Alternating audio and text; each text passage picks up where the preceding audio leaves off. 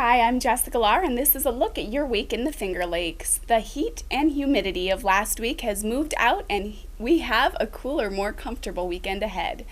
After sunny skies with high temperatures in the upper 70s on Thursday and Friday, great conditions continue into Saturday with partly sunny skies and a high of about 76 degrees. Sunday will be a bit warmer with a high near 80 and just a 30% chance of a thunderstorm. Overnight lows will dip into the upper 50s through the next several evenings. For the complete local forecast and live radar images, visit our local weather center online or on the fingerlakes1.com Android or iPhone app.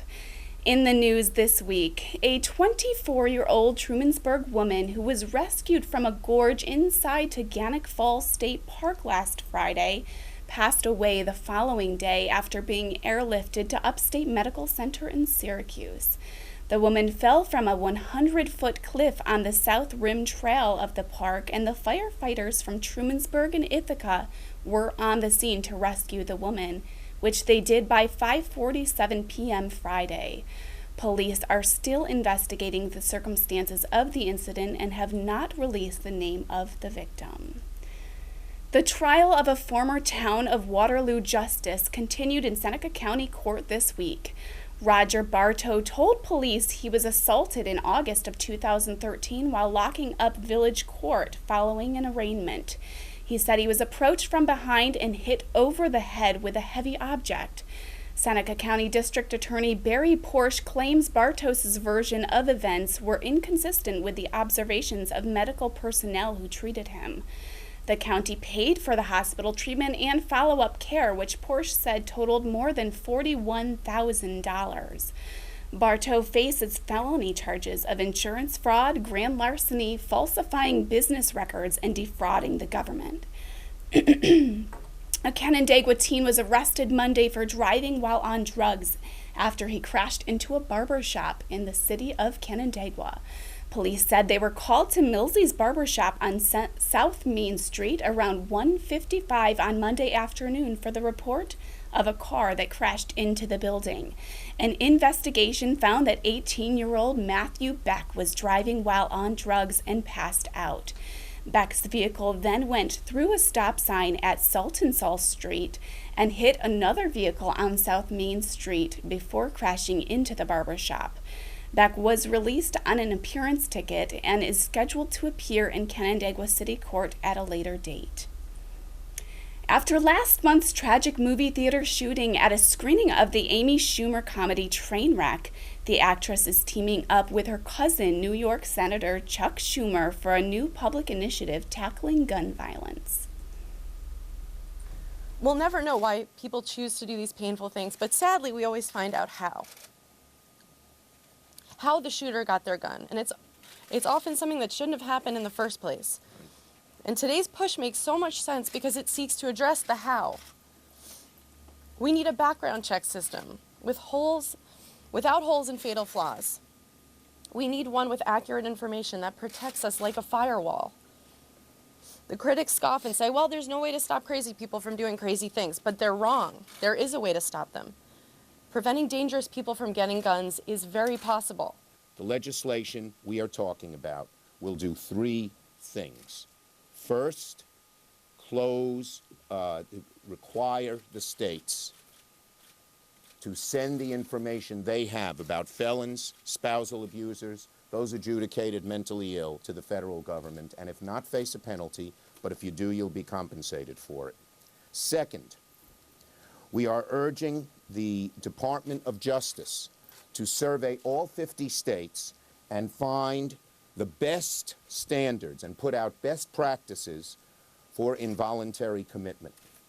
And third, we are urging Congress to fund the Substance Abuse and Mental Health Service Administration.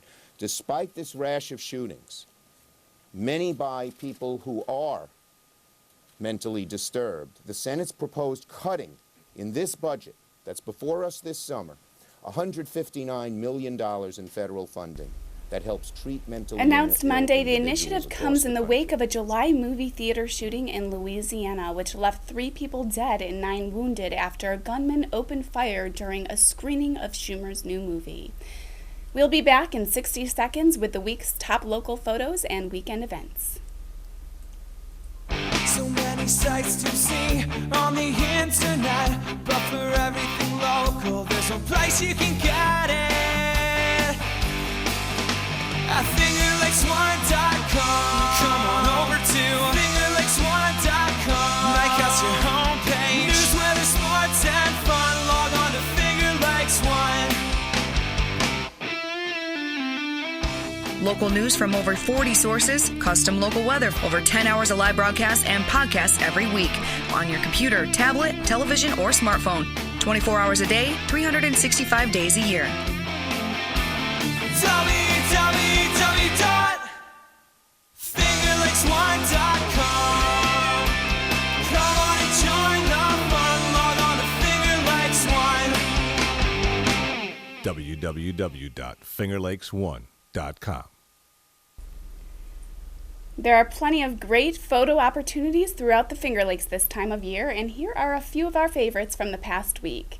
We'll start with a pair of great sunsets late last week. Kathy Content captured this magnificent sunset with a sundog over Lake Ontario from Sodas Point Beach. About 20 minutes later, Rachel Burkholder experienced the same sunset at Sampson State Park, where the sky had various shades of pastels and plenty of pink. Nancy Jacobs snapped this shot of a hummingbird at her feeder in South Bristol on Friday afternoon. One of the latest boats out to Lake Ontario for the Lake Yacht Racing Association Regatta was off on Sodus Bay on Saturday morning, and Kathy Content was there with her camera. Justin Shaw caught this scene of a train picking up the passengers getting ready to make the turnout of the Corning Secondary to head back to Buffalo on Sunday. It was a beautiful day to be out on Seneca Lake on Sunday. Lisa Dupre captured this view of Seneca Lake State Park from on board the Rose Loomis. And finally, Ted Novak was lakeside on Saturday, which was a great day for fishing on Cayuga Lake. You can check out all our more recent local photos by clicking on the Photos link at the top of our homepage or by tapping the Photos tab on our app. In local theaters this weekend, Mission Impossible Rogue Nation, starring Tom Cruise, The Next Generations of Griswolds in Vacation, the animated comedy Minions, Marvel Comics Ant-Man starring Paul Rudd, and Amy Schumer's Trainwreck and Jake Gyllenhaal in Southpaw. For movie times at theaters close to you, click on Movie Times at our homepage or on the FingerLakes1.com app. It's NASCAR weekend at Watkins Glen as the eyes of the racing world turn to the Finger Lakes for the Zippo 200 on Saturday and the Sprint Cup Cheez-It 355. Friday's schedule includes practice sessions before the racing gets underway on Saturday with Sprint Cup qualifying, and the Xfinity Series Zippo 200 will begin at 3 p.m. and can be seen on the NBC Sports Network. The main event gets underway at 2 p.m. Sunday as A.J. Allmendinger tries to defend his Cheez-It 355 victory in 2014. Follow all the action throughout the weekend in Watkins Glen at our homepage or on our homepage on FingerLakes1.com. My husband Chad and I are getting excited for the 2015 Vino and the Beast race coming up on August 15th. There is still time to register, and I'll let Chad fill you in on what to expect. Yeah, this is our fourth year here in the Finger Lakes. We run a 5K obstacle run through the vineyards here at Three Brothers Winery Estates. Each runner actually comes out, they'll be able to get a dry fit shirt, wine glass, and they get a passport of tastings at all three of the wineries and the brewery that's on the estate here at Three Brothers. At the end of the event, we actually have a wine festival. There'll be vendors, multiple bands, and for people that don't want to run in the event, you can actually just buy a spectator pass for $15, get a wine glass and a passport of tastings, admission to the band. We'll also have several different food vendors as well throughout the day. Is there an organization that benefits from this event? Yeah, each year we always like to help out a local charity. This year we're actually bringing back ACR. Stands for Access to Community Resources. They do some great work within the Central New York community and beyond. How is this event different than any other running event?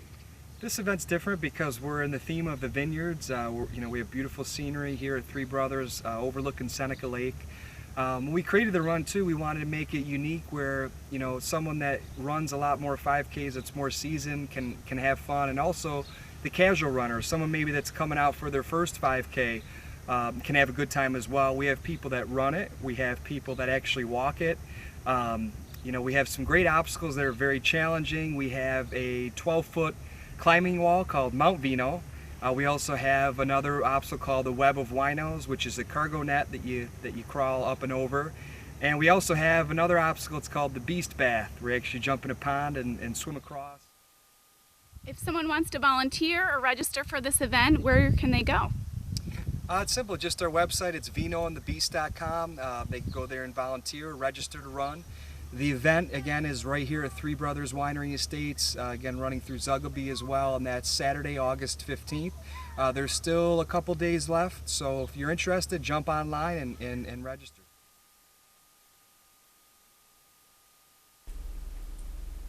Online pre-registrations for Vino and the Beast will close this Sunday at midnight.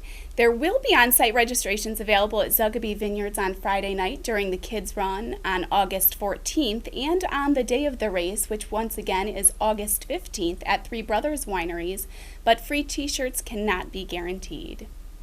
Also happening this weekend is the Finger Lakes Riesling and Craft Beer Festival that will take place Saturday and Sunday at New York Wine and Culinary Center.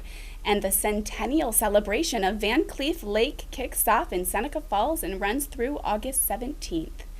There are tons more local events slated this weekend across the region. For a full list of activities and details, visit our community events calendar.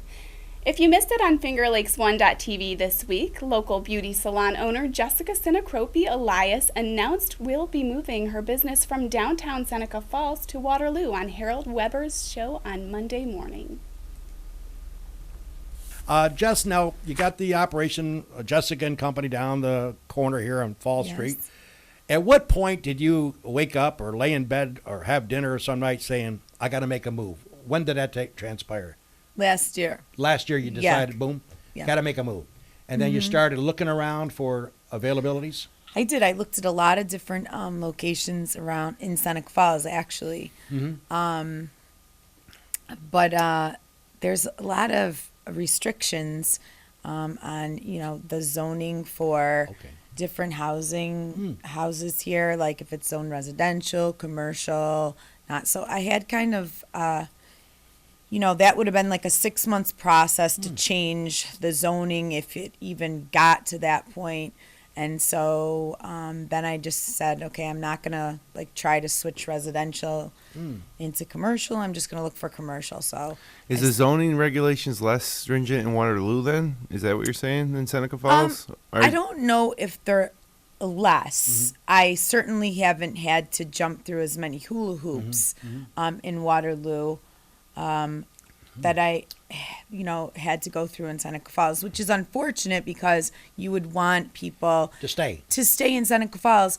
And, I hope that changes in the years to come for Seneca Falls.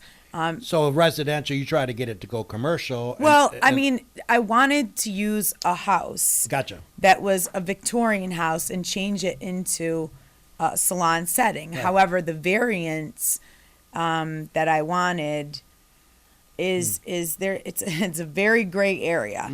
So it took a long time to get that approved, if it got approved. Yeah. So I wasn't willing to invest 6 months into that, right. And then all of a sudden somebody came in to me in the salon. You hear so many different things. That's normal. Somebody came in and said, hey, Jessica, you should take a look at this facility. And I was like, oh, where is it? What is it? Is it listed? Because all the 3 properties that I've purchased, I've had some rental property and stuff. I've never used a realtor. Not that I think that there's anything wrong with a realtor. I think it's wonderful. They have to do a lot of work. And it's just that it didn't happen for me that way. So I ended up, somebody told me about the building on 1530 Marshall Road, the Pathway House. And, I checked it out, went from there, and we'll be closing hopefully this Friday. Wow. So, yeah, I'm excited. That's awesome. And a little understanding, not to steal the thunder of your new location. No. Much bigger? Yes. Okay. Much larger. The layout. Cafe 19 owner and chef Casey Galloway has a guest on Healthy Cooking with Your Friendly Italians on Tuesday, where she talked about gluten-free options at our eatery and some tips for gluten-free cooking. When we talk gluten-free, we're talking the use of something else other than flour. Correct. Flour. Which would be? Well, there's actually a lot of different options available now. I, at the cafe, tend to thicken my soups with cornstarch, because it's gluten-free, and then anybody can eat the soups, which a lot of people appreciate. Then there's things like tapioca flour, sorghum flour, almond meal, arrowroot. Yeah. Yep. You can use flax to thicken things. Flax, if you mix it with water, it almost creates like an egg-like structure. It gets kind of gelatinous and will help bind things. There's a lot of Yeah. And you've been experimenting with gluten-free breads or kinds of things too, haven't you?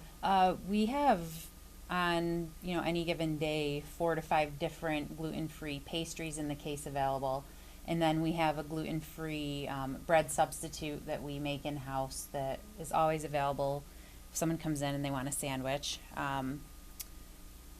And there's a lot of people who are gluten-free now.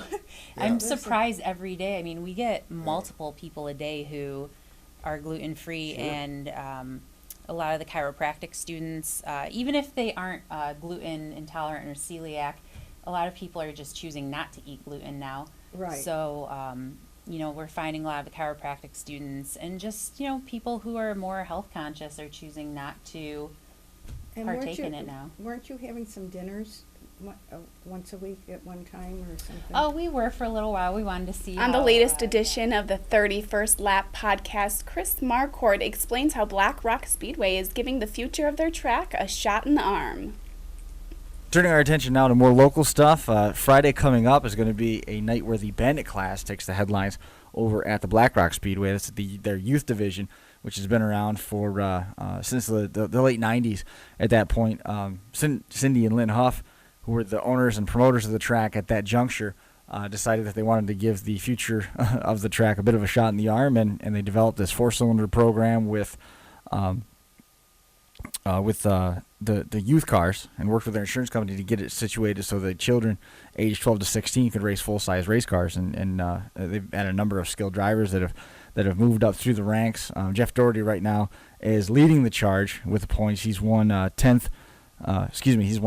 features this year alone, and this Friday, Creekside Entertainment is going to bring all those youngsters out onto the front stretch, introduce them, give a special presentation to those guys, and offer them the opportunity to run for 15 laps around the speedway versus the standard 10-lap offering. It was kind of a neat deal when this thing was introduced, as they were encouraging the car to be run in double duty. They wanted the car to run in the youth 4-cylinder class at the beginning of the night, which is the first feature off the line. They do that even before qualifying for the modifieds.